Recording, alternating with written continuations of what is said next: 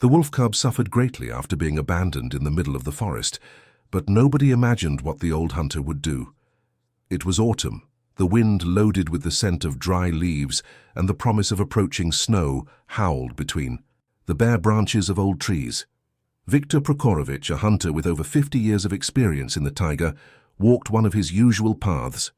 His weathered and wrinkled face, carved by the passage of time and the harshness of the climate, showed the same solemn calm as the landscape that surrounded him. His eyes, dimmed by years, and the constant vigilance of the forest, did not miss even the slightest trace, a broken twig, a barely marked trail. That day, however, luck was not on his side. His traps were empty, and only red squirrels mocked him from the tree crowns. He had already decided to return to his hut several miles away when a strange sound stopped him in his tracks. It was not the cry of a bird or the squeak of a hare. It was something thinner, more pitiful, almost human. It came from the dense forest where the spruces created eternal twilight. Viktor frowned. He knew every sound of this place, but this one was new and therefore disturbing. He adjusted his old double-barreled shotgun on his shoulder and with quiet steps began to break through the thorny bushes. There the wind calmed down, and the lament became clearer with each step. The crying seemed increasingly desperate. He pushed aside a low branch, and then he saw it. Under the torn roots of a pine tree felled by a storm, in a small depression of earth covered with dry needles, was a grey bull. It was a wolf cub, still blind, barely covered with delicate down, which clumsily crawled across the cold earth, trembling with cold and hunger, quietly whimpering. Around it, fresh tracks of an adult female wolf were still visible, leading deep into the forest, but the mother was not there. There were no signs that she intended to return. Viktor, silently, observed the cub. It was alone, abandoned, or perhaps the victim of some accident. Noticing his presence, the little one began to writhe and whine with greater force, trying to crawl somewhere. The heart of the hunter, hardened by decades in the taiga, where only the strongest survive, trembled. He had seen death many times, had caused it just as many times, but this tiny, defenseless being, condemned to slow death from cold and hunger, awakened in him something he had never felt with such intensity, deep, even painful compassion. He knew what a wolf was, a future predator, a threat to domestic animals, to forest game. Leaving it there meant allowing nature to take its course, or maybe he could spare it suffering with a quick shot. His hand instinctively slid toward the rifle. Fingers touched the cold metal, but he did not pull the trigger. What stopped him was not reason, but something deeper. He looked at the cub's blind eyes, its tiny nose desperately sniffing the icy air. Something in him changed. For several seconds he stood motionless, observing the wolf cub. Inside him fought two versions of himself, the hunter hardened by life in the forest, and the man who for the first time in a long time felt pity without reservations. He remembered stories told to him by elders about packs of wolves attacking cattle, about nights of fear in villages. He had always perceived the wolf as an enemy, cunning, dangerous, to be hunted, but this being before him did not inspire fear, only enormous tenderness. "Poor thing," he murmured, and in his voice trembled a strange emotion. Slowly he took off his old canvas bag, pulled out a piece of clean cloth in which he usually wrapped his bread, and with large, rough but surprisingly careful hands lifted the cub. It squeaked quietly, but then calmed down, clinging to the unexpected warmth of this stranger who was not its mother, but for some reason did not inspire fear in it. Viktor wrapped the cub with the utmost care in the clean rag and placed it against his chest, inside his old but warm quilted jacket. The small trembling body immediately clung to the human warmth, and the pitiful whining ceased. "Come on, poor thing, let's see what we can do with you," the hunter murmured, standing up. Before leaving, he looked once more at the place where he had found it, as if trying to understand what had happened to the mother. But the only witness was the deep silence of the autumn forest, interrupted only by the whisper of wind in the tree crowns. The return journey to the village seemed surprisingly short to him, although fatigue made itself known in his legs. Against his chest, the little wolf cub slept deeply, making a quiet, snoring sound. Walking, Viktor thought about his wife Maria. She certainly would not be pleased with this strange gift, but no matter how much he thought, the idea of returning the cub to the forest never crossed his mind. There was something in this defenseless being that moved him in an inexplicable way, completely tearing him from the eternal conflict between man and wolf. He walked with confident steps, holding his new cargo with the care of someone protecting something fragile and precious. For the first time in many years, he did not feel like just a hunter. He felt he was something more, perhaps a protector, perhaps simply a man. When he crossed the threshold of his hut, Maria stood by the stove, busy with food. Seeing him enter, she immediately noticed something unusual in his behavior. He was more silent than usual, and his gaze seemed lost in deep thoughts. "What now? The great provider has returned again empty-handed," she said with a note of mockery. Victor did not answer. He approached the bench in silence, carefully unbuttoned his jacket and pulled from inside it a small grey bundle. The cub whined quietly, feeling the cooler air. Maria stepped back, wiped her hands on her apron and exclaimed in surprise, "For the love of God, is that a wolf cub?" Her voice was a mixture of confusion, distrust and barely concealed fear. "I found him alone in the forest." "His mother disappeared," Victor said concisely, placing the cub on an old sheepskin. The animal began to writhe and whine, searching with its blind snout for some trace of food or shelter. "Have you gone mad, Victor? You brought a wolf home. What will we do when it grows up?" "We'll have to kill it before it becomes a problem," she said, raising her hands. Her face reflected fear, but also deep embarrassment. "Look at him, Maria. He's blind. He won't survive without us." He looked at her with a gaze she knew well, the gaze of a man who had already made a decision, an unchangeable gaze. "Yes, it's a predator. When it grows up, it will kill our chickens. It will disturb the neighbor's cattle. What will people say?" Despite her words, her voice no longer sounded so determined. "We'll see, but for now it needs help," he replied, and went to the stove. He poured some cold milk into a bowl, but the wolf cub was too small to drink like that. Then he remembered how he had once cared for orphaned kittens. He dipped his finger in milk and slowly brought it to the animal's snout. At first, the wolf pulled back, distrustful, but sensing the smell, it began to smack and suck greedily with its tiny but already sharp teeth.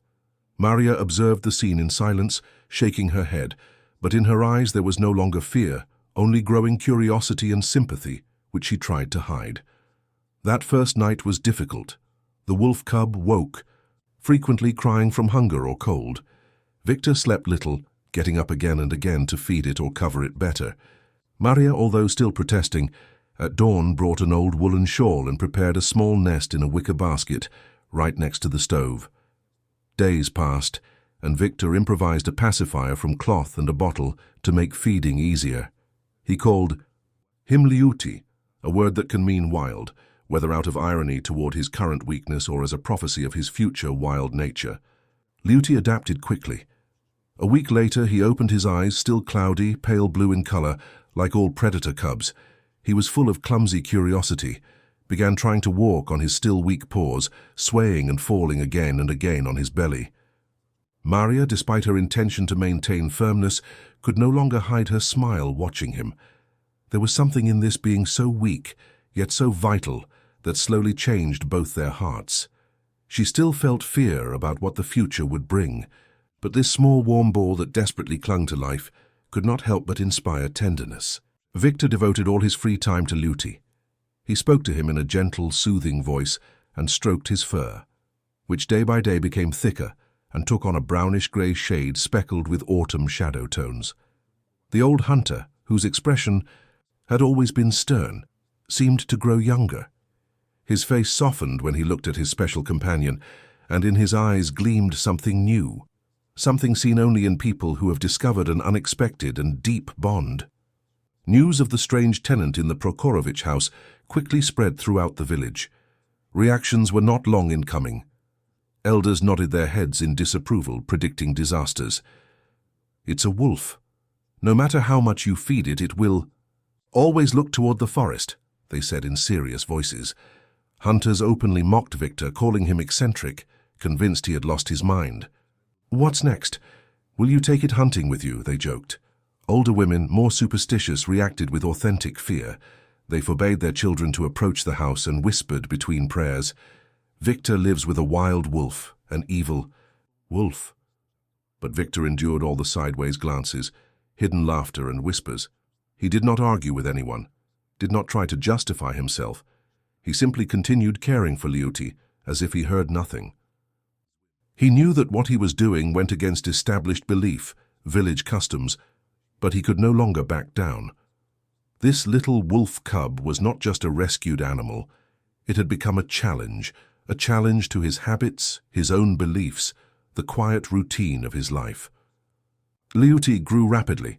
His eyes, which at first were cloudy blue, changed to deep amber with dark, attentive, intelligent pupils, truly wolf eyes full of cunning and caution.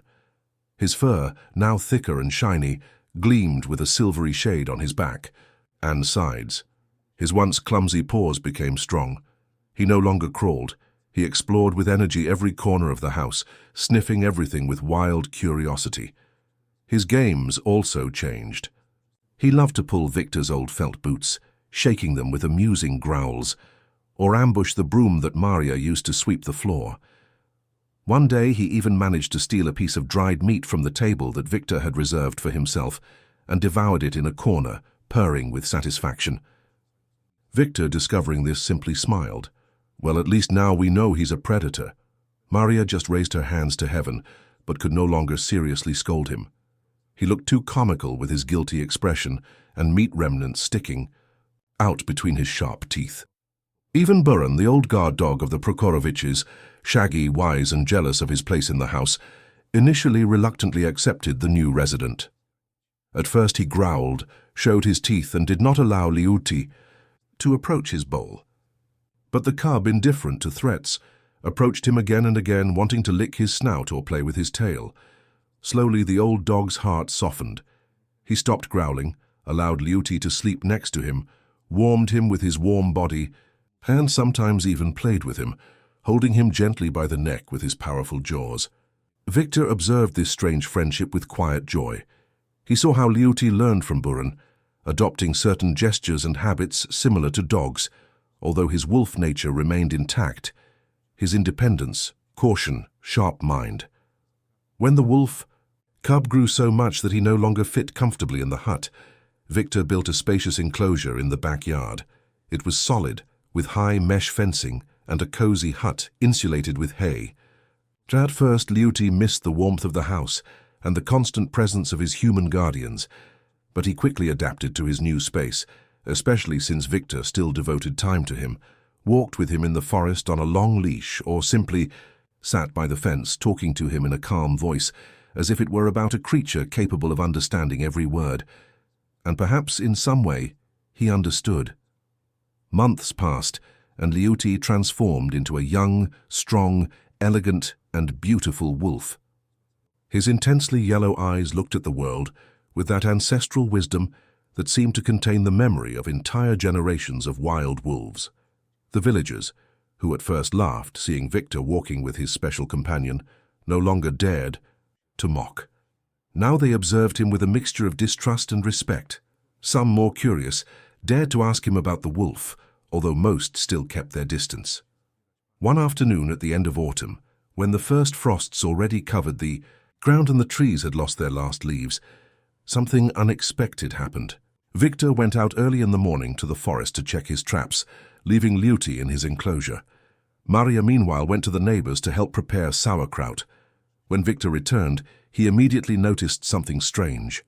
The enclosure doors were completely open, and there was no trace of Liuti. His heart accelerated. He searched the yard, looked behind the barn, in the sheds, but the wolf was nowhere to be found. He was already beginning to seriously worry when he heard a muffled sound coming from the direction of the chicken coop, a mixture of growling and barking. He ran there, and what he saw took his breath away. At the entrance to the chicken coop, Liuti held immobilized under his paws a huge red fox, which writhed in despair, trying to escape. Chickens ran everywhere, clucking and flapping their wings in panic. Liuti, growling menacingly, held the intruder by the neck, not injuring it, but preventing its movement. Victor immediately understood what had happened. Taking advantage of the people's absence, the fox had tried to slip in to arrange a feast of chickens, but Liuti had somehow managed to escape from the enclosure. Later, Victor would discover that the wolf had bent the bars in the corner with his strength and broken through to the outside. He had not attacked the fox, he had only restrained it. Victor moved Liuti aside, and the fox with its tail between. Its legs fled at full speed to the forest. Liuti, still excited, approached Victor and rested his snout against his hand, as if seeking recognition. Victor stroked him with pride. "Good boy," he said. "A true guardian." At that moment he understood that this wolf was not just a domesticated wild animal, he was a faithful, intelligent friend, capable of protecting his home and those he loved. The incident further strengthened the bond between them, although it also ignited new fears in Victor's heart.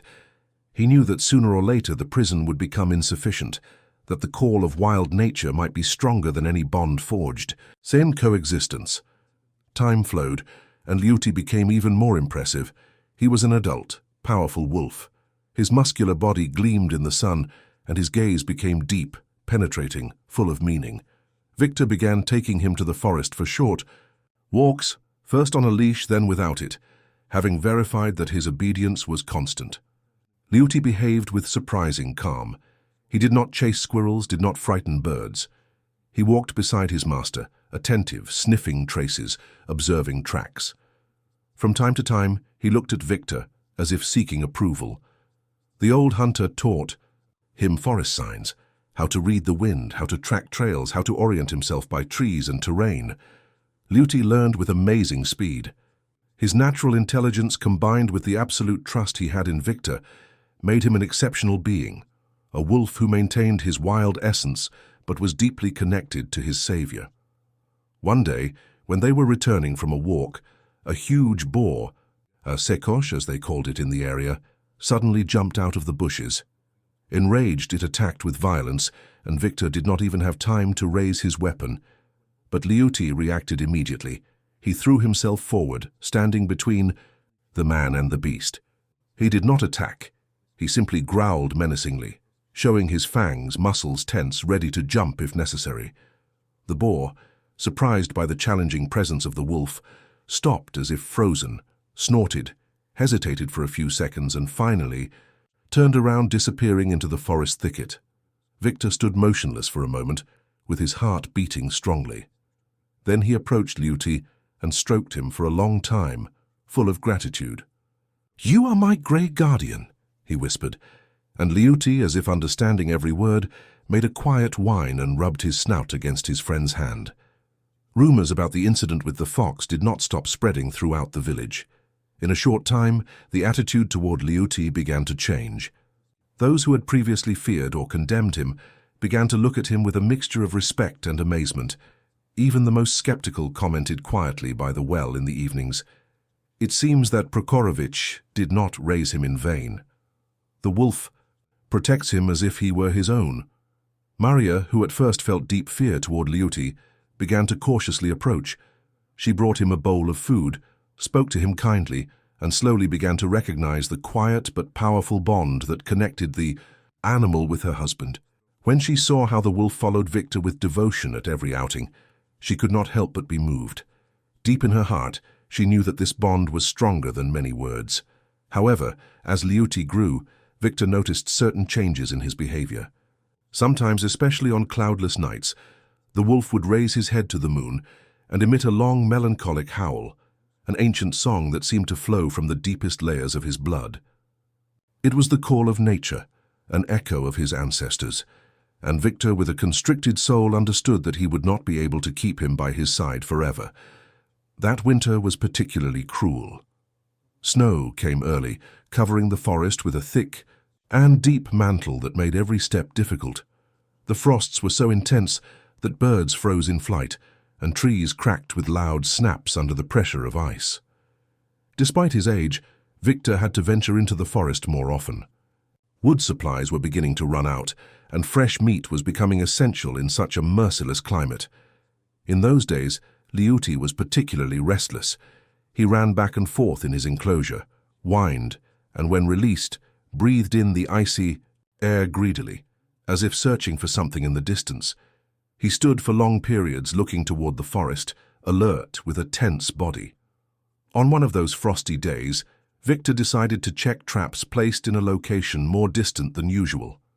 Maria tried to stop him. "Where are you going, old man, in this cold? You'll get sick. You won't make it through that snow." But Victor was stubborn. Martin was very sought after during this period, and he knew it was worth the effort.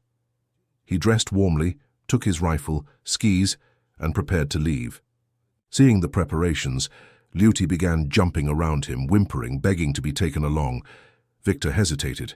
It was risky to take the wolf so far in such weather, but it was also sad to leave him alone and restless in the enclosure.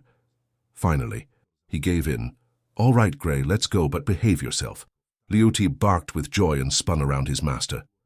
They left the village when the sun was barely beginning to show itself over the white forest.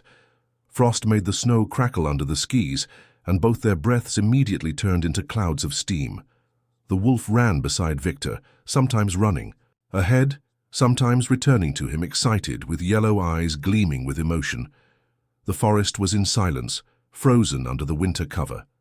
Only the oldest pines creaked from time to time with the wind. Victor moved slowly, carefully. He knew these terrains well, but winter had transformed them, making even familiar paths unrecognizable, hidden under snow. After several hours of wandering, they reached the place where the traps were, but luck was not on their side. All were empty. Victor sighed, though he did not feel discouraged. Hunting is like that. Sometimes you win, sometimes you don't. He decided to rest before returning. He sat on the trunk of a fallen tree, pulled out a thermos with hot tea and a piece of bread with butter. While he ate, Lüti seemed restless. He walked in circles, sniffing the snow, attentive to the slightest sound of the forest. Suddenly, he stopped as if frozen, raised his head, bristled his back and growled quietly with eyes fixed on the dense zone of spruces on the other side of the clearing. Victor set the thermos aside, worried. He knew his companion well. Lüti did not growl without reason. The wolf took a few steps forward, not taking his gaze from the forest, and growled again, this time louder, more menacingly. Victor rose slowly, took his weapon and prepared it. His gaze turned toward the dark density of the forest, trying to make out something among the shadows, but he saw nothing. The silence, which had previously reigned peacefully, now seemed ominous to him. Suddenly, from behind the spruces emerged an imposing figure. A huge brown bear walked with slow but confident steps, clearly hungry. It had not entered its winter den, which made it even more dangerous. The animal stopped, noticing the presence of Victor and Lüti, stood on its hind legs, and let out a guttural growl. Its small eyes gleamed with instinctive malice, fixed on the hunter. Victor's heart beat harder. He knew that an encounter with a bear in the winter forest rarely ended well. He aimed his weapon, but had no illusions. One shot would hardly stop such a beast, and there might not be time to reload. The bear roared with fury and lunged at them, crushing branches and leaving deep tracks in the snow. In this critical moment, Lüti reacted without hesitation. He ran straight at the bear, threw himself at its side and bit it, diverting its attention. The bear's roar became even wilder. With a brutal paw strike, it threw him far away. Lüti squeaked with pain, falling, but immediately got up and again threw himself at the beast with wild determination.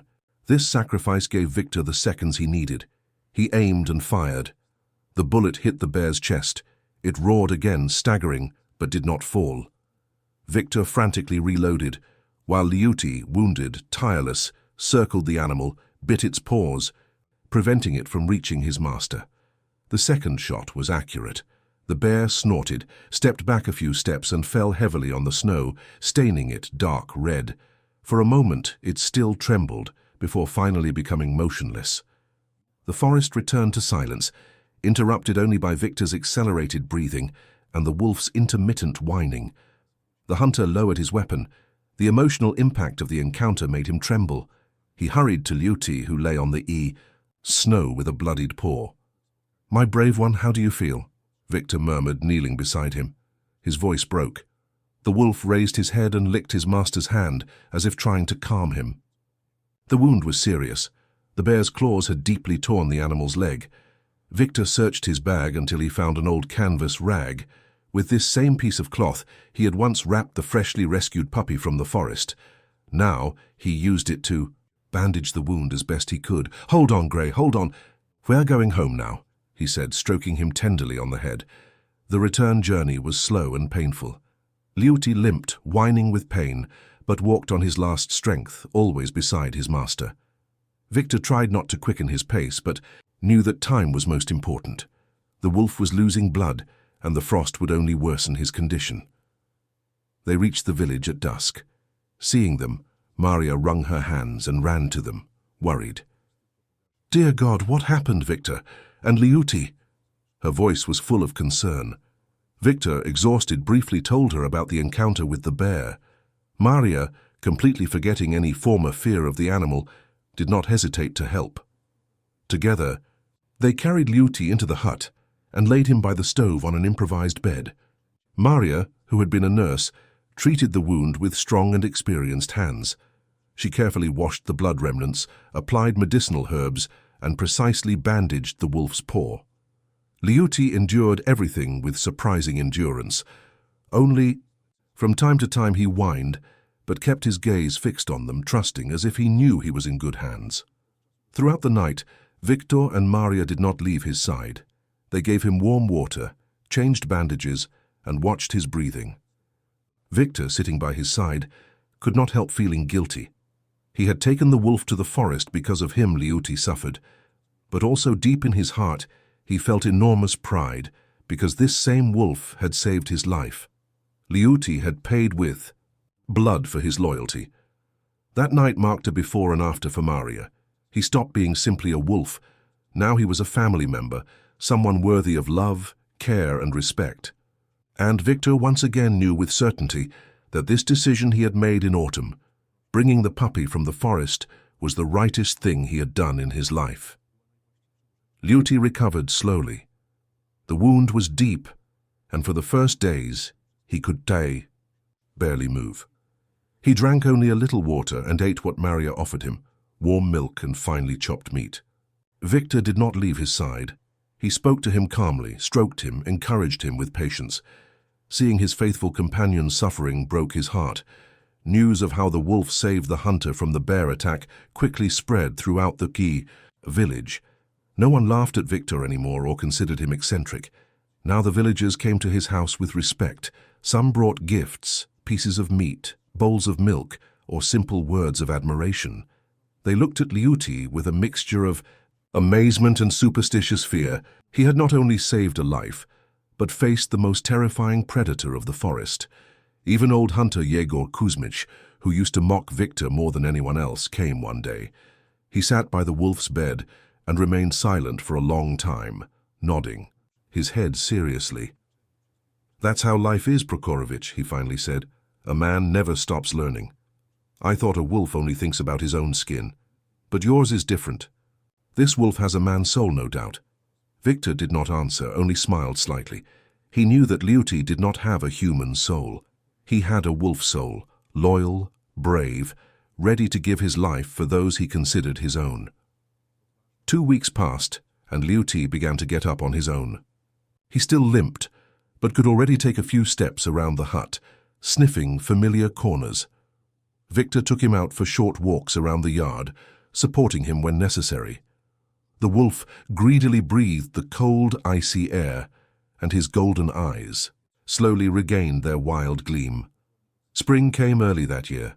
The sun warmed more strongly, snow melted, and small streams began to flow between the trees. Liuti was almost completely recovered. Only a scar on his side reminded of that encounter. He returned to being strong and playful, but with a subtle change. There was a new maturity in him, an adult serenity of spirit. He was still faithful to Victor, slept at his feet, accompanied him everywhere. But increasingly, Victor found him, sitting before the door, looking toward the forest, as if called by an old and deep voice. In his eyes was a different gleam, longing for the wild, for his roots. One warm April morning, when the forest was already covered with green mist, and the air smelled of young leaves and moist earth, Victor, as usual, let Liuti out. The wolf played a little, rolled in the remaining frost, then approached the forest door and stopped.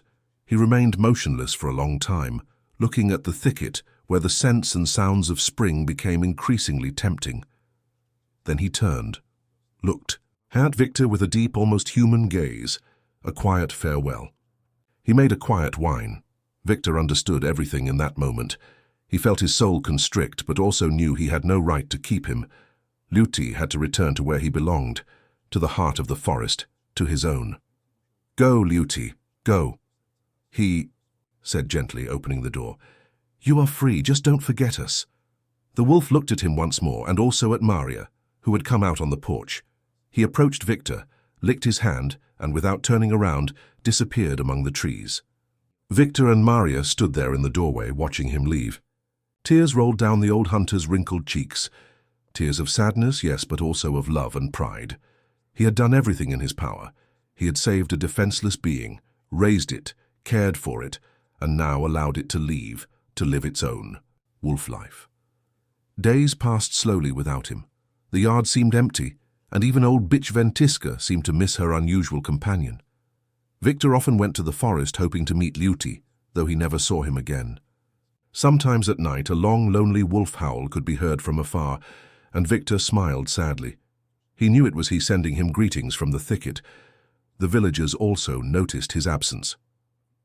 "Did he leave?" they asked Victor. "He left," he simply replied, "where he belongs." And no one laughed anymore.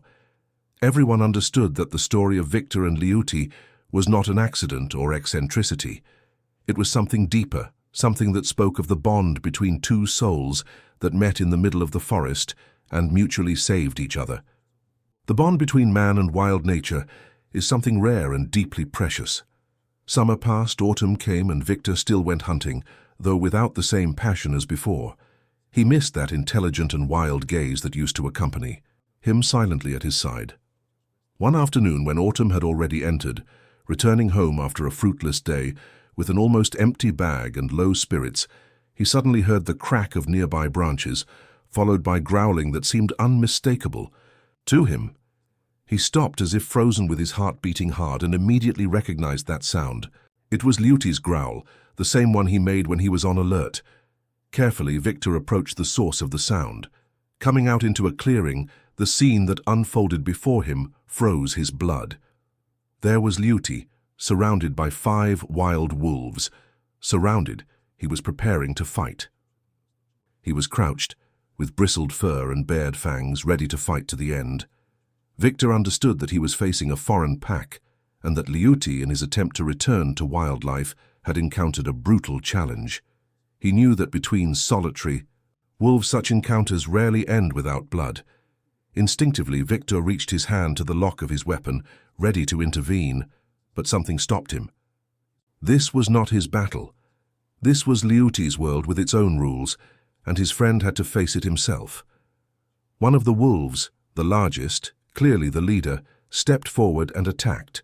Liuti nimbly dodged and counterattacked, sinking his teeth into its side. The fight was brutal. The remaining wolves did not intervene. They observed the duel in silence. Liuti fought with a mixture of wild strength and intelligence, as if every lesson learned at Victor's side now bloomed in his wounded but resilient body. His shoulder bled and fatigue was visible, but he did not give up. The leader also showed signs of exhaustion, though his experience and size made him a dangerous opponent. Victor watched paralyzed, feeling every blow as his own. He knew that if Liuti lost, they would tear him apart without mercy. But he also knew he would not give up. And then, in a moment of mental clarity between exhaustion, Liuti delivered the decisive attack. The leader howled in pain and backed away. Before he could react, Liuti again threw himself at him with such wildness that the great wolf, defeated, lowered his tail and fled to the forest. One by one, the remaining wolves followed him. The clearing remained in silence. Only Liuti was there, panting, covered in blood, with torn fur, but standing. He had won. Victor slowly emerged from among the trees. Liuti turned, hearing his steps. In his eyes there was no fear, only fatigue and a new gravity. He recognized him, but no longer ran to him as before. He limited himself to making a quiet whine and lowering his head. Victor knelt before him, moved. "You're alive, my old friend," he whispered in a trembling voice, examining his wounds. "Let's go home, Grey. You've earned it." He tried to embrace him, but Liuti gently pulled away. He looked at him for a long time with a mixture of gratitude and melancholy. Then he licked Victor's hand for the last time and, without saying goodbye, entered the forest, following the trail of the defeated pack. Victor understood without need for words that Liuti would not return. He had chosen his path, the path of the free wolf. He had proven his right to lead, to be part of that world to which he truly belonged. The old hunter remained for a long time in the clearing, watching the silhouette that dissolved among the trees. His soul was full of deep sadness, but also pride. He had not raised a domesticated wolf, but a true king of the forest, strong, brave, capable of independence. Returning home, he thought about how sometimes the fates of man and animal intertwine in strange ways. The hunter, who throughout his life considered the wolf an enemy, saved one, and that wolf in turn saved his life and taught him a great lesson. Love, loyalty, and devotion do not understand species. It does not matter whether someone is born human or wolf. There are bonds that transcend nature itself. From that time, Victor never saw Liuti again, but on some nights, when the full moon shone over the taiga, a prolonged wolf howl could be heard from afar. It was a wild and powerful song that resonated like a familiar greeting. Victor smiled hearing it. He knew that somewhere there, among the vast expanses of forest, lived his grey friend, his wild wolf, his king of the forest. And that thought warmed his heart with calm, serene joy, because although life went on, there would always be room in it for miracles born from loyalty.